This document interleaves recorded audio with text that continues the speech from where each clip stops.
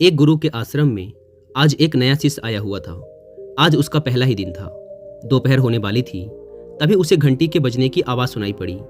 घंटी की आवाज़ सुनते ही आश्रम के सारे छात्र अपना अपना काम छोड़कर बड़ी ही शांति से एक लाइन में लगकर खड़े हो गए। तभी अंदर से कुछ छात्र दो बड़े बड़े बर्तनों में भोजन लेकर आए और बगल में पेड़ के पत्तों से बनी थालियों का एक बंडल रख दिया। छात्र एक एक कर जाते और थाली में भोजन लेते। लेकिन नए शिष्य के लिए हैरान करने वाली बात यह थी कि बच्चों की कतार भोजन के बर्तनों से कुछ 5-7 हाथ की दूरी पर थी और कतार में से एक एक छात्र जब भोजन के बर्तनों की तरफ बढ़ता तो वो खुद को थोड़ा सा झुका लेता, जैसे कि वो भोजन को प्रणाम कर रहा हो, उसके सामने अपना शीश झुका रहा हो। फिर वो बड़े ही शांत भाव से भोजन को थाली में लेता और वहाँ से दूर जाकर बाकी छात्रों के साथ एक लाइन में बैठ जाता। फिर वो कुछ समय तक बड़े ध्यान से भोजन को देखता और फिर अपने दोनों हाथ जोड़कर आंखें बंद करके कुछ समय तक मुंह से कुछ कहता और फिर बड़े ही प्रसन्न और शांत मन से भोजन करता। उस नए छात्र ने भी भोजन लिया और सभी के साथ भोजन किया। उसने ये भी अनुभव किया कि सभी छात्रों को जरूरत से थोड़ा कम भोजन परोसा जा रहा था। भोजन करने के बाद सभी छात्र कुछ समय के लिए आराम करने लगे। कुछ देर तक आराम करने के बाद सभी छात्र फिर से अपने अपने काम में लग गए। सभी शाम होने तक अपने अपने कामों में लगे रहे। फिर अचानक से एक घंटी बजने की आवाज़ आती है और सभी छात्र फिर से अपना अपना काम छोड़कर हाथ पैर धोते हैं, खुद की सफाई करते हैं और कुछ देर बाद फिर से सभी एक कतार में लग जाते हैं। अभी सूरज डूबने में कुछ समय बाकी था और यह छात्रों के भोजन का समय था। फिर सारे छात्र सुबह की ही भांति भोजन लेते हैं और ग्रहण करते हैं। उसके बाद सारे छात्र आश्रम के आसपास ही टहलते रहते हैं और आपस में बातें करते हैं। थोड़ी देर बाद आश्रम के अंदर से एक आवाज़ आती है और सारे छात्र एक कक्ष में जाकर एकत्र हो जाते हैं। फिर आश्रम के गुरु वहां आते हैं और सभी साथ में बैठकर ध्यान का अभ्यास करते हैं। काफ़ी देर तक ध्यान का अभ्यास करने के बाद सारे छात्र शयन कक्ष में जाते हैं और सो जाते हैं। नया छात्र भी सबके साथ वही करता है। उसे ये सब अजीब लग रहा था क्योंकि उसने आज तक ऐसा अनुशासित दिन व्यतीत नहीं किया था और ध्यान कक्ष में भी ध्यान करने में उसका मन नहीं लग रहा था। लेकिन किसी तरीके से सबके साथ उसने सब कुछ किया और फिर सो गया। सुबह प्रातःकाल जल्द ही सारे छात्र उठ गए। उनकी आवाज़ सुनकर वो नया छात्र भी उठ गया। उसका और सोने का मन कर रहा था, लेकिन उसने किसी तरीके से अपने मन को समझाया और बाकी शिष्य जो कर रहे थे वही करने लगा। सारे छात्र खुद को दैनिक कार्यों से निवृत्त करने के बाद गुरु के पास जाकर ध्यान करने बैठ गए। नया छात्र भी उन सबके साथ ध्यान करने बैठ गया, लेकिन उसका मन भटक रहा था। वह सोच रहा था कि मैं यहाँ कहाँ फंस गया, लेकिन किसी तरीके से उसने अपना वक्त काटा। ध्यान से उठने के बाद सभी शिष्य फिर से अपने अपने कामों के लिए निकल पड़े। कोई भिक्षा मांगने, कोई बगीचे की देखभाल करने, कोई खाना बनाने, कोई सफाई करने। जिस भी छात्र को जो काम दिया गया था वह अपने काम पे निकल पड़ा, लेकिन वह नया छात्र वहीं खड़ा रहा। गुरु की नज़र उस नए छात्र पर पड़ी तो उन्होंने उसे अपने पास बुलाया और पूछा, क्या हुआ, कुछ परेशानी है? शिष्य ने कहा, नहीं गुरुजी, कोई परेशानी नहीं है। गुरु ने कहा, चिंता मत करो, कुछ ही दिनों में तुम यहाँ के सारे तौर तरीके सीख जाओगे। इतना कहकर गुरु जाने लगे, लेकिन वो शिष्य वहीं खड़ा रहा। तो गुरु ने शिष्य से कहा, मुझे लगता है तुम्हारे मन में कोई प्रश्न चल रहा है, पूछो क्या प्रश्न है तुम्हारा? शिष्य ने संकोच भरी आवाज में पूछा, गुरुजी, जब मैं कल आया तो मैंने देखा कि सारे बच्चे भोजन के सामने अपना सिर झुका रहे थे और भोजन करने से पहले हाथ जोड़कर कोई प्रार्थना कर रहे थे। आखिर सारे शिष्य भोजन से पहले ऐसा क्यों करते हैं? क्या आप मेरी इस जिज्ञासा को शांत कर सकते हैं? गुरु ने कहा, जरूर, लेकिन इसके साथ ही आज मैं तुम्हें भोजन करने के सही तरीके और भोजन के दौरान की जाने वाली गलतियों के बारे में विस्तार से बताऊंगा, लेकिन इसके लिए तुम्हें मेरे कक्ष में चलना होगा। शिष्य गुरु के कक्ष में जाकर उनके सामने बैठ जाता है। गुरु कहना शुरू करते हैं। सभी छात्र भोजन के सामने अपना सिर झुकाकर भोजन के प्रति अपना आभार प्रकट कर रहे थे और जब वो छात्र हाथ जोड़कर प्रार्थना कर रहे थे तो वो ब्रह्मांड की अनंत शक्ति को उन्हें आज का भोजन देने के लिए धन्यवाद कह रहे थे। साथ ही वो उस किसान जिसने उस भोजन को उगाया, उस मजदूर जिसने उस भोजन को आश्रम तक पहुंचाया और उस रसोइये को जिसने उस भोजन को बनाया, उन सबके प्रति आभार प्रकट कर रहे थे। शिष्य ने पूछा, क्या आभार प्रकट करने से कुछ होता है?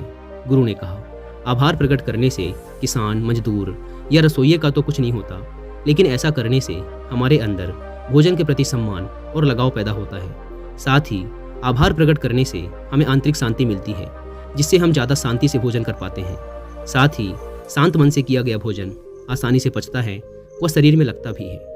गुरु ने आगे कहा, थाली में रखा भोजन जिसे हम ग्रहण करने वाले हैं वो कुछ ही समय बाद हमारे शरीर का एक हिस्सा बन जाएगा। इसलिए हमें उस भोजन को किसी बाहरी पदार्थ के रूप में नहीं बल्कि अपने शरीर के एक हिस्से के रूप में देखना चाहिए। और यही कारण है कि भोजन ग्रहण करने के पहले सारे छात्र उस भोजन को बड़े ही स्नेह की दृष्टि से देखते हैं। दोस्तों, यहाँ मैं आपको एक बुक रिकमेंड करूंगा जिसका नाम है जेन माइंड बिगनर्स माइंड। इस बुक को फेमस जेन मास्टर सुंदरियो सुजुकी ने लिखा है। इस बुक में आपको बहुत सी चीज़ें सीखने को मिलेंगी, जैसे कि right posture of sitting and walking, right way of breathing, mind control, right attitude, mindfulness and many more. अगर आप चाहें तो इस बुक की हिंदी में समरी भी सुन सकते हैं कुकू एफएम ऐप पर। कुकू एफएम इंडिया का सबसे बड़ा ऑडियो बुक प्लेटफॉर्म है, जिसे डाउनलोड करके आप बहुत से कोर्सेस और हजारों ऑडियो बुक्स को सुन सकते हैं, वो भी अपनी मनपसंद लैंग्वेज में। अभी इसकी एनुअल मेंबरशिप के साथ चल रहा है 50% का डिस्काउंट, यानी कि 399 की बजाय देने होंगे सिर्फ 199 रुपीज़ अगर आप यूज़ करते हैं कूपन कोड WI50। लेकिन जल्दी करें क्योंकि यह ऑफर सिर्फ पहले 250 यूजर्स को ही मिल पाता है। इस ऐप की लिंक भी आपको डिस्क्रिप्शन एंड फर्स्ट कमेंट पर मिल जाएगी। गुरु ने शिष्य की तरफ देखकर कहा, अब हम बात करेंगे भोजन करने के सही तरीकों के बारे में। शिष्य ने हाँ में सिर हिला दिया। गुरु ने कहना शुरू किया, दिन में सिर्फ 2 बार ही भोजन करो। भोजन को पचाने के लिए हमारे शरीर की ऊर्जा का एक बहुत बड़ा हिस्सा खर्च होता है। अगर हम पूरे दिन हर कुछ समय बाद खाते ही रहते हैं तो हमारा शरीर भोजन को पचाने में ही व्यस्त रहेगा। हम हर समय भारीपन और आलस्य महसूस करेंगे। साथ ही हमें हर समय ऊर्जा की कमी महसूस होती रहेगी, जिससे हम किसी भी काम में अपना सर्वश्रेष्ठ नहीं दे पाएंगे। एक बात याद रखो, जिस भोजन से तुम्हारे शरीर को आलस्य और भारीपन महसूस हो, इसका मतलब है कि वो भोजन तुम्हारे शरीर को स्वीकार्य नहीं है।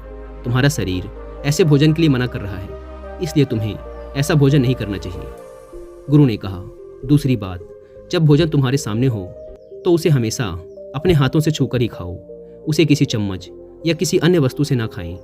जब हम भोजन को अपने हाथों से छूते हैं तो हमारे मस्तिष्क को पता चलता है कि भोजन आने वाला है, जिससे मस्तिष्क हमारे मुंह, पेट और आंत से निकलने वाले रसों को पहले ही संदेश भेज देता है कि भोजन आने वाला है, जिससे हमारे अंदर का काम आसान हो जाता है। इसलिए हमेशा अपने हाथों से ही भोजन करो। तीसरी बात, हमेशा कृतज्ञ भाव के साथ भोजन करें। जब भी भोजन करें तो उस भोजन के लिए इस ब्रह्मांड की अनंत शक्ति का धन्यवाद करें। साथ ही उन लोगों का भी मन में आभार व्यक्त करें जिनकी मेहनत की वजह से ये भोजन तुम्हें मिल पा रहा है। ऐसा करने से तुम भोजन करते समय ज़्यादा शांत और खुश रहोगे। चौथी बात, भोजन करने के लिए हमेशा पलथी मारकर बैठो। जब हम जमीन में बैठकर खाते हैं तो इससे हमारा मन ज़्यादा शांत रहता है, जिससे हम ज़रूरत से अधिक खाने से भी बचते हैं। साथ ही जब हम पलथी मारकर खाना खाते हैं तो हमें बार बार आगे झुकना होता है और फिर सीधा होना पड़ता है, जिससे हमारे आहार नाल से भोजन आसानी से गुजरता है। साथ ही पूरे परिवार के साथ जमीन में बैठकर भोजन करने से परिवार के सदस्यों के बीच आपसी प्रेम ही बढ़ता है। पांचवी बात, सुबह ज़्यादा, दोपहर में कम और रात में सबसे कम भोजन करें। सूरज उगने के 2.5 घंटे बाद तक हम जो कुछ भी खाते हैं वो हमारे शरीर के द्वारा आसानी से पचा लिया जाता है। वह शरीर में सबसे ज़्यादा अवशोषित भी होता है। जैसे जैसे दिन ढलता है हमारे शरीर के द्वारा भोजन को पचाने की क्षमता कम होती चली जाती है। सूर्यास्त के बाद हमारे द्वारा ग्रहण किया गया भोजन अच्छी तरह से नहीं पच पाता और फिर यह कई शारीरिक समस्याओं का कारण बनता है। इसलिए कोशिश करो कि सूर्यास्त होने से पहले ही भोजन कर लो। इससे हम बहुत सी शारीरिक बीमारियों से बच जाते हैं। छठी बात, भोजन को अच्छी तरह से चबाकर खाएं। भोजन का पाचन हमारे मुंह से ही शुरू हो जाता है। जब हम अच्छी तरह से चबाकर खाते हैं तो पाचक रसों को भोजन को पचाने में आसानी होती है, जिससे हमारे शरीर की कम ऊर्जा और समय भोजन को पचाने में लगते हैं, जिसकी वजह से हम ज़्यादा हल्का और ऊर्जावान महसूस करते हैं। गुरु ने कहा, अब मैं तुम्हें 5 ऐसी गलतियों के बारे में बताऊंगा जो हम भोजन से पूर्व या भोजन करने के दौरान करते हैं। पहली गलती, गुस्सा, चिड़चिड़ाहट और तनाव के साथ भोजन करना। जब हम गुस्सा और तनाव जैसी मानसिक विकृति के साथ भोजन करते हैं तो हमारे शरीर पर भोजन का गलत प्रभाव पड़ता है। यहाँ तक कि जो इंसान भोजन बना रहा था उसकी मानसिक अवस्था कैसी थी, इस बात का भी हमारे भोजन पर प्रभाव पड़ता है। दूसरी गलती, बिना भूख लगे ही भोजन करना। याद रखो, बिना भूख के खाया गया हर एक निवाला हमारे स्वास्थ्य के लिए जहर का काम करता है, क्योंकि ये भोजन ठीक से पचता नहीं और फिर ये हमारे शरीर में गंदगी के रूप में जमा हो जाता है, जो आगे चल के कई बीमारियों का कारण बनता है। लोगों को लगता है कि अगर वो ज़्यादा खाएंगे तो उनके अंदर ज़्यादा ऊर्जा आएगी, जबकि होता ठीक इसका विपरीत है। ज़्यादा खाने से हम ज़्यादा सुस्त, कमज़ोर और थका हुआ महसूस करते हैं। तीसरी गलती, बहुत सारी चीज़ें एक साथ खाना। हमारे शरीर में अलग अलग भोज्य पदार्थों को पचाने के लिए अलग अलग पाचक रस का उपयोग होता है। जब हम बहुत सारी चीज़ें एक बार में खा लेते हैं तो हमारा शरीर यह निश्चित नहीं कर पाता कि अभी कौन से पाचक रस की ज़रूरत है, जिसकी वजह से बहुत सा खाना ठीक से पच नहीं पाता और फिर यह बहुत सी शारीरिक समस्याओं को जन्म देता है। चौथी गलती, भोजन के तुरंत बाद काम पे लग जाना। जब हम भोजन करते हैं तो उस भोजन को पचाने के लिए बहुत सी ऊर्जा की जरूरत पड़ती है, और अगर हम खाने के ठीक बाद काम पे लग जाते हैं तो हमारे मस्तिष्क और पेट के बीच ये जंग शुरू हो जाती है कि ज़्यादा ऊर्जा का उपयोग कौन करेगा। यही कारण है कि सालों से ये प्रथा रही है कि खाने के बाद मजदूरों को कुछ समय के लिए आराम करने का समय दिया जाता है ताकि वह अपने काम को आसानी से कर सके। इसलिए हमेशा खाने के बाद थोड़ा सा आराम करो, फिर काम के लिए जाओ। पांचवा, उपवास न करना। कुछ लोग मानते हैं कि उपवास करने से शरीर में कमजोरी आती है, जबकि ऐसा नहीं है। उपवास करने से हमारे शरीर को उस गंदगी को बाहर निकालने का मौका मिल जाता है जो काफ़ी समय से हमारे शरीर के अंदर फंसी हुई थी, क्योंकि आमतौर पर शरीर भोजन को पचाने में ही व्यस्त रहता है।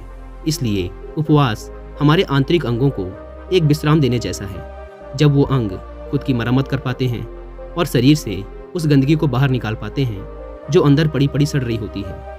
इसलिए महीने में कम से कम 2 बार उपवास जरूर रखें। इसके बाद अपनी बात समाप्त करते हुए गुरु ने शिष्य के सर पे हाथ रखा और कहा, बेटे, मुझे लगता है कि अब तुम्हें सब समझ आ चुका है, इसलिए तुम जाओ और आश्रम के दूसरे बच्चों के काम में उनका हाथ बटाओ, और अगर तुम्हें कोई समस्या हो या मन में कोई प्रश्न हो तो तुम मेरे पास आ सकते हो। शिष्य ने गुरु को प्रणाम किया और वहाँ से चला गया।